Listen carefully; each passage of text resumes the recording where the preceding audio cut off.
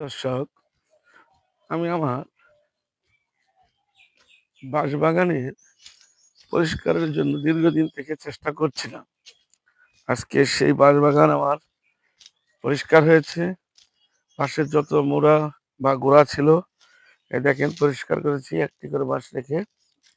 এই দেখেন একটি করে বাঁশ রেখে এখন আমি এটাকে এখানকার মাটি দিয়ে পুকুরের যে পাক মাটি আছে, ওই পাক মাটি দিয়ে এটা পরিষ্কার করে ওই পাক মাটি এখানে দিব, আর পাক মাটি এখানেও দিব।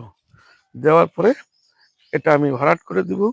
তাহলে আমার এখান থেকে যেরকম এই গোড়াগুলো উঠে খড়িও হলো, আবার ঘাসের আমার এই বাঁশের আমার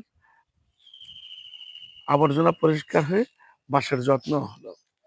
প্রিয় দর্শক, এভাবেই আমরা আমাদের বাঁশের পরিচর্যা করব। 1 মিনিটের রিলস, এত লেট করতেছো কেন?